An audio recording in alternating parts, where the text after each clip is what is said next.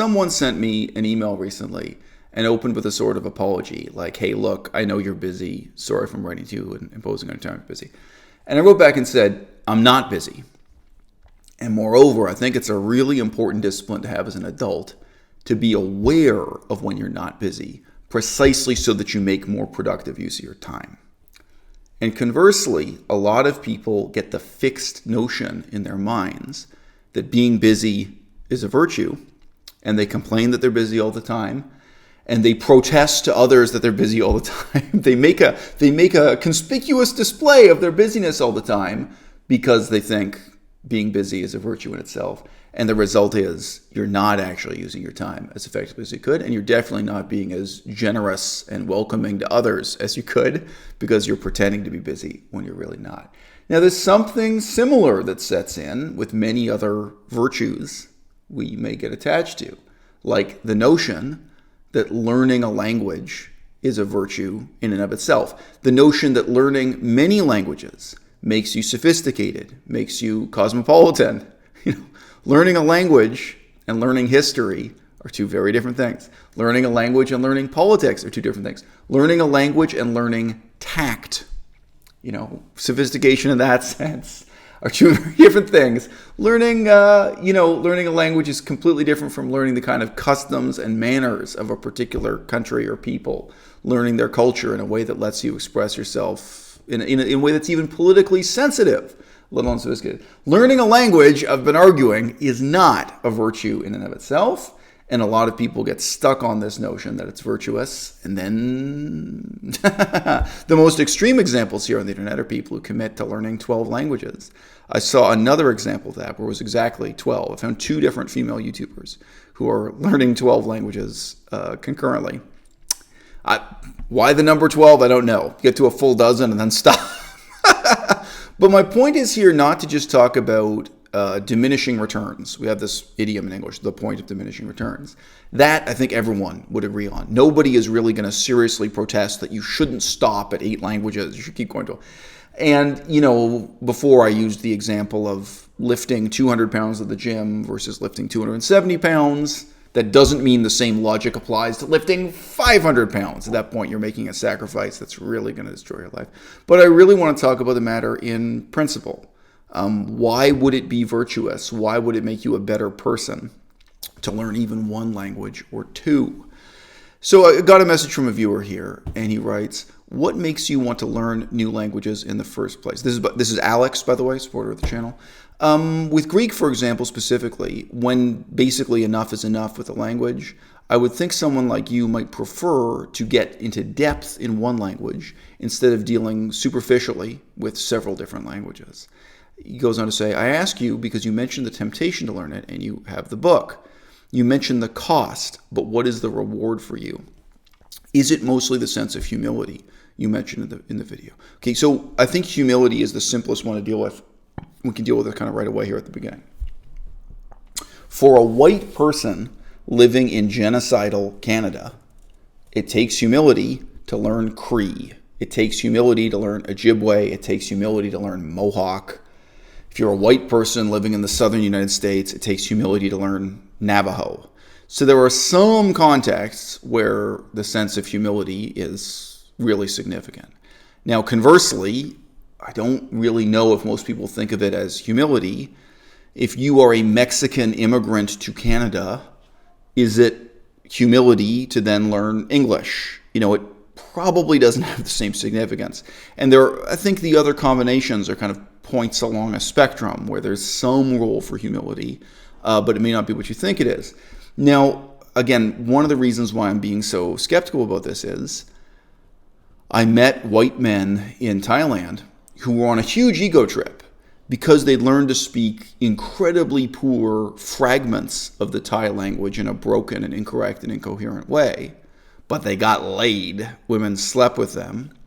And, they thought they were racing ahead in this language. They thought they were making tremendous progress. They're on a tremendous ego trip. For them, it wasn't humbling at all. It wasn't this role of humility. Yeah.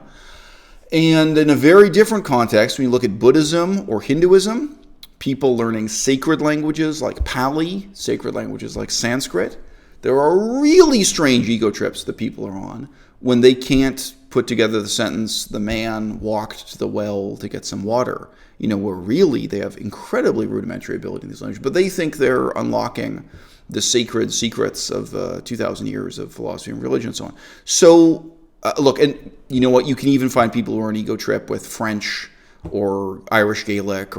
It's very strange, but, I think we probably could use laboratory methods to investigate this. We probably could do real social science research. Why is it that some people find the study of languages humbling and others it has this sort of opposite, intoxicating, ego-aggrandizing effect?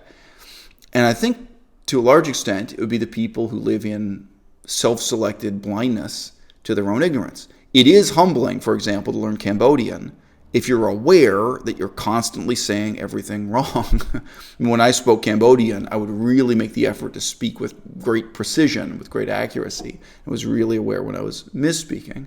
But if instead you just have a sloppy attitude of pronouncing individual words wrong and putting the sentence together in the wrong order and you don't care and people around you have to figure out what you mean, maybe that recklessness is going to lead to a greater sense of reward for much less work, right? If you care about accuracy, if you care about saying things right. And then also, caring about accuracy, it doesn't just mean you're examining the language. It also means you're examining yourself.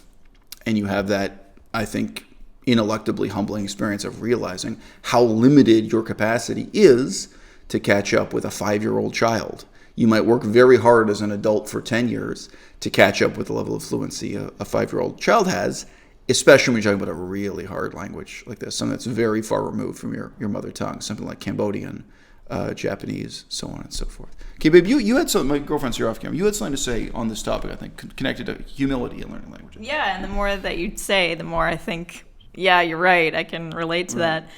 We had the experience of being with your daughter when she was 4 and 5, and her level of French was, exponentially higher than mine was. I mean, I just say, I do wonder what you might say to this idea that there is a sense of accomplishment. And I felt a sense of accomplishment when I was living in China initially and was basically reliant on you. Anytime we'd go out and buy anything from the grocery store or from a restaurant, at first I didn't know any Chinese. But then once I learned more, and then especially when I was living in Taiwan and studying Chinese full time, when I started to be able to even just order something, it was just finally wow, that's really cool that I can communicate with somebody from a completely different culture. So I don't think I'm on an ego trip about it, but I just think it's kind of a neat thing. So it's not really worth, all the suffering. Right. That aspect alone isn't. But I just want to say that is a neat thing. And I was, I'm not in it for sleeping with Taiwanese men, like these men might be in it for sleeping with Thai women or something like that. But yeah, the thing that I was thinking of with languages, there might be something to the idea that when you're working on the rudimentary aspects of language, getting to the very fundamentals, that it may help you in other areas of your life or other areas of study to kind of question it from the basics. Yeah. So, look, I agree. There are kind of two levels to this. One is cultural, and then one is really more purely psychological and philosophical. There are some people who are maybe so sheltered and live lives that are so narrow-minded that simply having a different perspective would also be a better perspective, right? But I just point out a different perspective, just because it's different from one you've already got, is not necessarily superior or better or what have you. So let's give an example. Right now, maybe someone in Israel who lived their whole lives being a kind of Israeli nationalist supporting the Israel government, for them to take some time to live in Persia, the modern state of Iran, and learn Persian, Iranian, whatever you want to say, and learn to see the world from an Iranian perspective, that could be very meaningful. I can see other...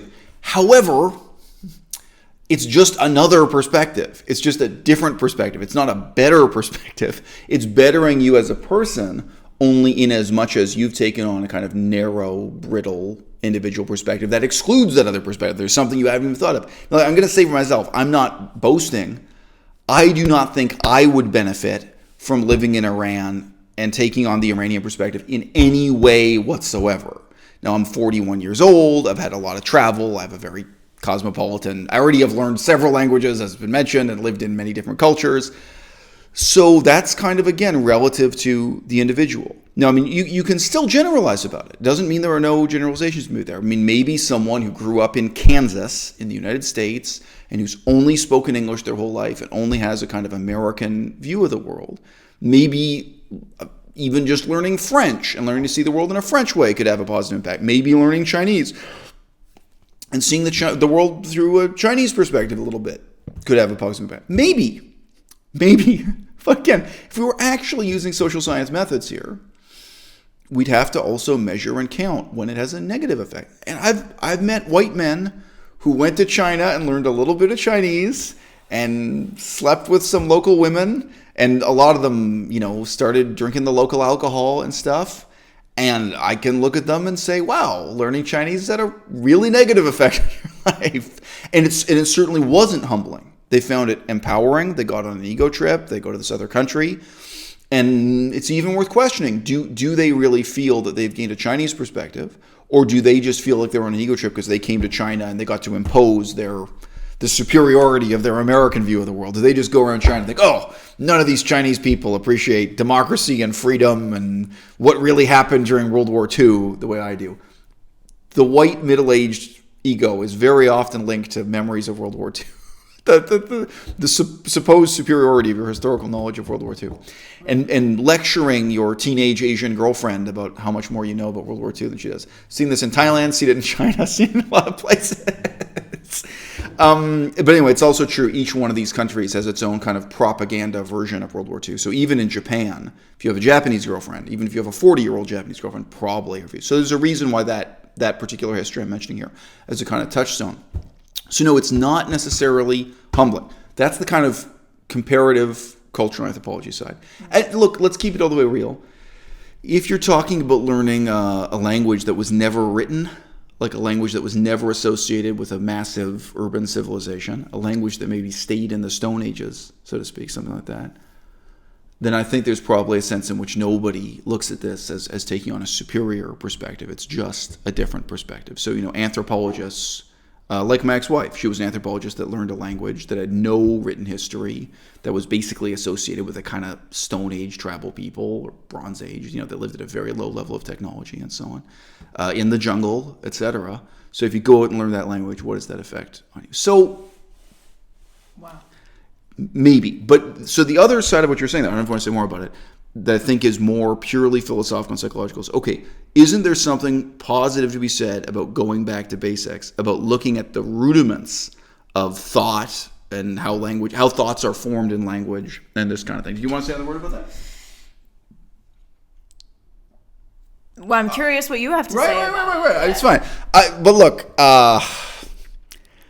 most of what you spend your time with Chinese, is there anything profound and meaningful with reconsidering the way you express from and to in a sentence? Is there anything that really reveals? Before I used the example of numbers, you don't come to some new insight about numbers or math by learning how another language expresses numbers. I'm being skeptical and rigorous here, people. I'm not going to tell you there's no benefit at all, but we've got to be skeptical with this. Yeah. I don't know if there's real inherent value, but I think it is interesting. For example, today we were talking about qian in Chinese. Yes. This idea that there are similarities between English and Chinese despite them being so foreign. So this means like before, but it also has the same meaning in English. So, there's also this... Sorry, I'll just clarify for the audience. Yeah. So to clarify for the audience, this is a word that means before, both in the sense of something being prior in time, but it also has the sense of before, meaning something's before you, meaning in front of you. So there's a very, very strange coincidence that in English, the word before also has this double meaning. It's an illogical double meaning, if you like. Right. So, I mean, yes, on a linguistic level, I think it is interesting. But, one other thing that I wanted to say, do you mind if I talk more on the other aspect of it being humbling to I think it really boils down to the intentions of learning another language is, you get out of it what you put into it. Quid pro quo is this statement that's now become so popular and well known in America. You get out of it what you put into it. And, I think it would be funny to share this example. And I learned to order food in Chinese, and I got comfortable with a certain level of, speaking with people one-on-one. But because we didn't live in France, like long term, when I was in France, I found it like very scary, the idea of just ordering a falafel sandwich, and I let it like really kind of get to me. I was like, I can't order anything, or like even like going to the grocery store, I'm like afraid to like ask somebody. But like French is so much, it's a lot more similar to English than Chinese is, even though I had grown to this level of competency in Chinese. So maybe there's something to say for getting over the fear of communicating, like with learning another language. Sure. Maybe fear of foreignness or fear of those kinds of some of that stuff. Right. Yes, exactly. So yeah, I think it is, about intentions. I mean, if you're going to a foreign country and learning their language just to laud your superiority over someone else, no. But for me, there's a difference between knowing something and being able to verify something for yourself. So I'm going to go through a couple languages rapidly as examples of this. I can explain to you right now in English that the meaning of the word oligarchy in ancient Greek is not really the same as the meaning of oligarchy in modern English. But we can do this entirely in English. You don't need to know Greek, and I don't need to know Greek either. I can just share with you.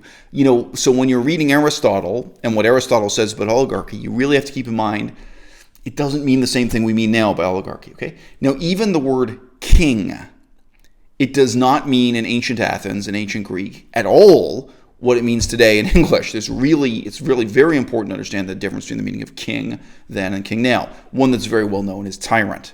That the meaning of tyrant doesn't mean the same, okay? But this whole discourse, all the learning about it, and I can give examples, and we can talk about political philosophy and why this matters and so on. We can do this all in English. What you would gain by putting in hundreds of hours to learn ancient Greek is the ability to verify this for yourself, the ability to go to the original sources and see for yourself in what ways the translation is misleading, right? You can't do that in English only. But all the other benefits that we attribute to language learning, language education, you can get in your primary language, right? Now, again, I'm going to come back to this question of going back to basics, dealing with the rudiments of thought and philosophy. I think that still leaves something unanswered here. So look, with Buddhist philosophy, the reason why it's so important to read the original ancient languages is that all of the other translators are lying to you. There's tremendous dishonesty. To give a really easy example, the translation of the word slave as servant. Sometimes translation of the word prostitute as servant. You get this kind of thing, intentionally, where it's just censoring in this way. But there was a word that meant summary, like the summary of a like a bullet point summary of a text, and it was being translated as like transcendental meditation, where there was the really crazy, religious and philosophical meanings being foisted onto things that are just not there. So in that case, the ability to verify what things mean for yourself is huge if you really want to know about Buddhist philosophy. And the type of conversation I'm saying about Greek, you couldn't have because there isn't enough honest scholarship in English already for you to talk that through in the way I was just discussing it. The way I don't know ancient Greek, but I've now been reading in English about ancient Greek for a long time, so I'm aware of many of the issues that come up in translation. If you just pay attention to the footnotes of a really good edition, it'll sometimes draw your attention to this. Hey, this word has two different meanings, and some translators do it this way, and some do that way in this context, so on and so forth. So, if you met someone who wanted to study the philosophy of Taoism, right? So Taoism, the canon is in Chinese, and it's quite difficult to understand Chinese. What would their expectations be in really learning Chinese rather than working with English translations? Well, if your interest is in understanding exactly how the English translations are really awful, what's wrong with them, then you'll accomplish that. But I think most people who engage in learning languages this way, even a modern language like Russian, I think they do have deceptive, hallowed expectation that it's really going to make them a better person, that they're going to change as a person in some profound sense. Oh, now I know Sanskrit. Now I can read Hebrew. Now I can read Latin, Greek, etc. And I do. People might not be as open about it. I know people who studied German to read philosophy in German. And German is almost the same language as English. So they're so close, but nevertheless, oh no, you have to read Hegel in the original German. This kind of bullshit. Where it does have this hallowed sense of personal transformation and transcendence that you're supposedly getting through learning a language. I don't believe in it at all, and I would caution everyone against that misconception. So what would learning Chinese accomplish? Again, if it's about interrogating the text, verifying what it really says for yourself, challenging existing scholarship, there are various ways in which it's interesting. But when you look at a language asymmetry of that kind, there's nothing positive for you in it. There's nothing that transforms you. So Melissa mentioned this anecdote. No offense, but it's just an anecdote. Oh, in Chinese, there's this word that means before, and it has the same kind of double meaning as English, before in time and standing before you. Okay, interesting anecdote. With the comparison of any two languages, there will be hundreds of anecdotes like that. And then you get into anecdotes about the ways in which they're different, sometimes different in kind of baffling and untranslatable ways. So again, if you're talking about Buddhist philosophy or Taoist, so you have a bunch of anecdotes like this. Even talking about politics in ancient Greece, the word vote doesn't mean the same thing in ancient Greek as it means in English. What's translated in English as vote, Interesting, Okay, so you learn a bunch of asymmetries. Doesn't make you a better person, doesn't make you more sophisticated, doesn't make you more intelligent, doesn't have any kind of personal transformative effect on you, right? I mean, maybe it gives you a greater sensitivity to how much methodological rigor really matters, to how much honesty and integrity matters, to how easy it is to mislead people. Indeed, even with the translation of the Bible, it's kind of amazing, the power that rests in the translator's pen or something. Sure. Okay, but again, you could get that from watching this YouTube video right now. You don't have to spend hundreds of hours learning Japanese or hundreds of hours learning Hebrew or Greek or Latin or whatever the example is. So that's kind of a warning I think I want to lay down. And it's hundreds and hundreds of hours. You want to say something? Yeah. Jump in. I mean, what you say is all very interesting to me, and I'm sorry to be at such a basic level with what I have to say.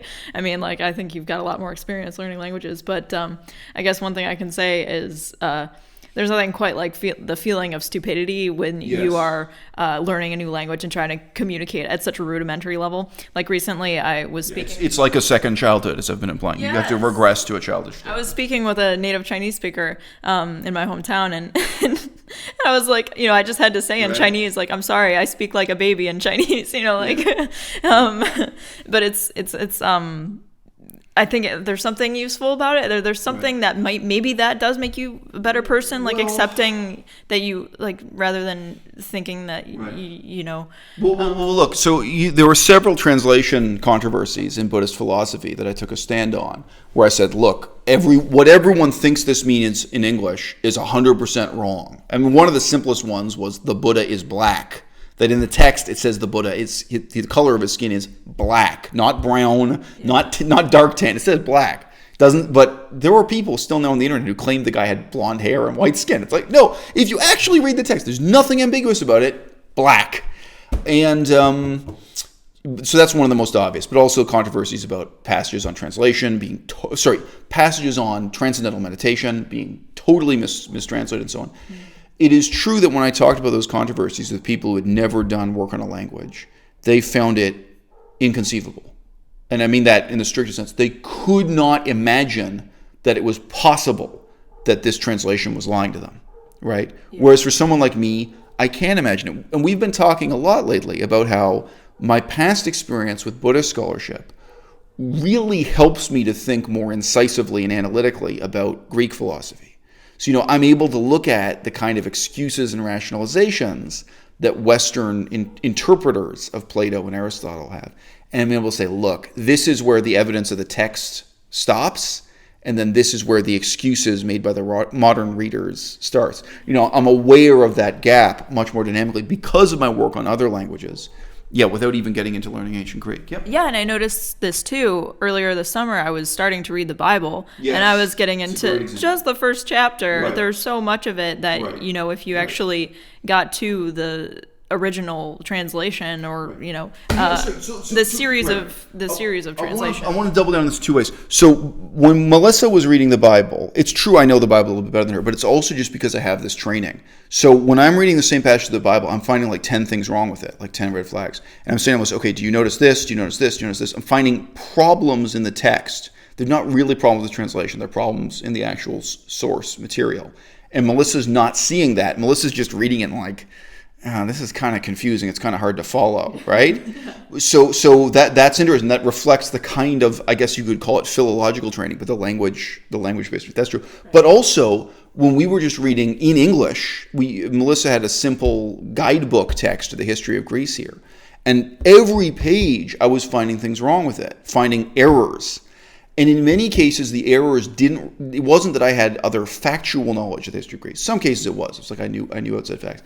But where there's an inconsistency or self-contradiction or incoherence in the text, but I'm not just skipping over I'm catching on that. Like, no, if that happened at that stage of the war, then it's impossible that 8 years later this other thing happened, where I'm catching those things. So that's true. Maybe it makes you more detail-oriented than you would be.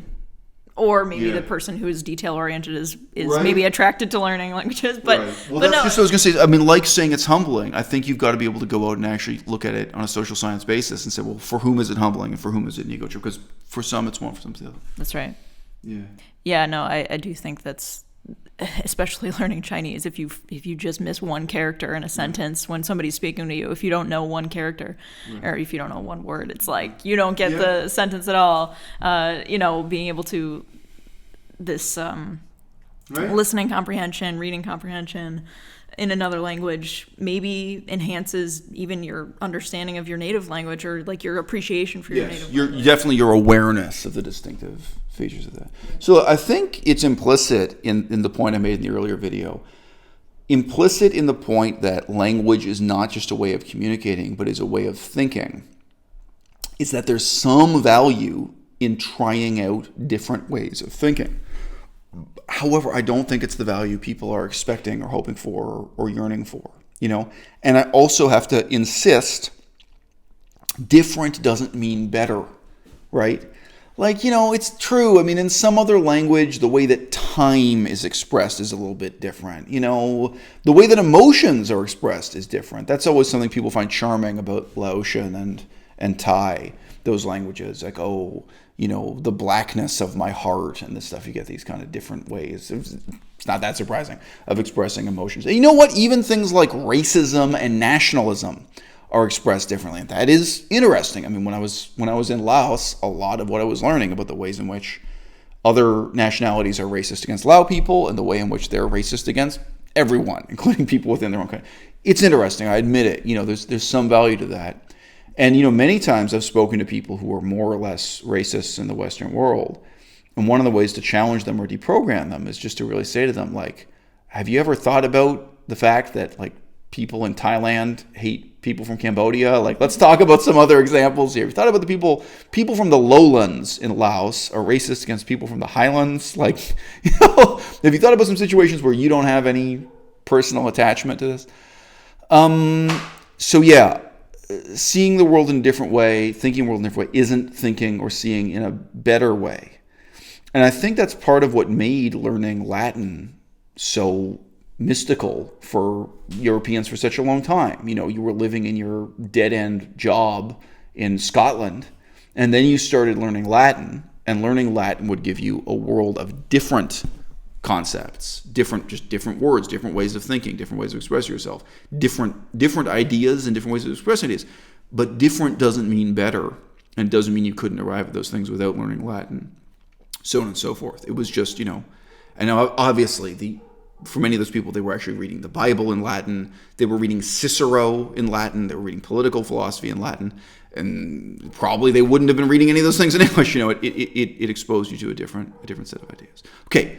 So finally, the basic challenge you've raised to me here, Melissa, is that there's something really important about getting down to the rudiments of language and thought and re-examining them again. And you're probably right, but it's not what most people are looking for. Because what most people are looking for is greater sophistication, greater analytic ability. Like I said, when I was holding up those two books before, probably what most people want is to have a sophisticated understanding of Chinese politics and history. And you're not going to get that by spending hundreds of hours understanding the way in which Chinese expresses the passive voice. That's one of the most annoying things if English is your first language, is trying to do passive voice in Chinese. That's a huge challenge to master doing passive voice sentences in Chinese. I never do it. When I speak Chinese, I always use active voice. I avoid using it. But if you really want to sound like a native speaker, you got to practice doing those other sentence patterns. Maybe one day I'll give you an update on that. So, when people are looking for sophisticated understanding, you have to be looking at much, much higher levels of language learning, much more deep, but just more factually dense and complex things. And with embarking on learning another language, yes, you're reduced to this childlike state, childlike process of starting again with the bare rudiments of language. But what you're learning as an adult, it's not meaningful in the way that people want it to be. Okay? So let's close by just asking, what does it mean to be a good person? If the delusion is that learning a foreign language will make you a better person, that leads us to questioning, what are our assumptions about being a good person? Learning 12 languages will not make you vegan. None of these people are vegan. Learning 2 languages, let's just say you learn Chinese and French, it won't make you care about ecology. It won't make you care about war. It won't make you care about torture or human rights. It won't make you want to go to the prison and help improve prison conditions, right? It won't make you more compassionate. It won't make you more caring. It won't make you more responsible. It won't make you concerned about the consequences of your own actions. It won't make you concerned about the consequences of other people's actions or the society you're part of. It won't make you more participatory in the democratic system. It won't make you more kind towards your aunt and uncle or your cousins. There are myriad notions of what it is to be a good person or to live a good life. But I think it's actually interesting to say that learning languages probably will help you with none of them. Unless, again, you're starting from a position of such incredible narrow-mindedness.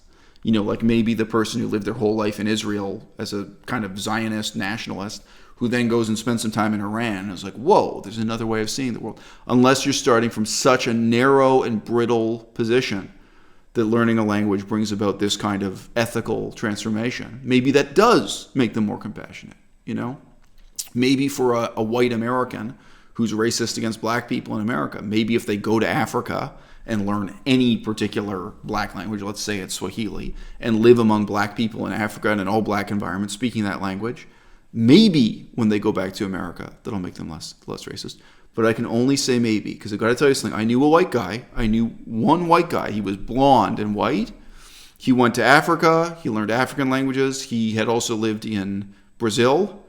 And he slept with an enormous number of black women in both Africa and Brazil. And when he went back to the United States of America, he was still racist as hell against black people. He was, if anything, more racist against black people in America, because he would say to them, I think most of the time he just said it to his white friends, probably sometimes he said it to them, he would say to them, why aren't you more like the black people I knew in Africa? And was like, he felt they were examples of positive black communities, and he intensely hated the blacks of North America. If I hadn't met that guy myself, talked to him for hours. Fascinating example of human nature. So again, I think you have to remain skeptical about this in the purest sense of the word. Purest sense of the word skepticism. Even if this can have positive outcomes for some people, remain open-minded about what percentage of people this is going to have negative outcomes for. Even if it's humbling for some people, for what percentage of people will it be an ego trip?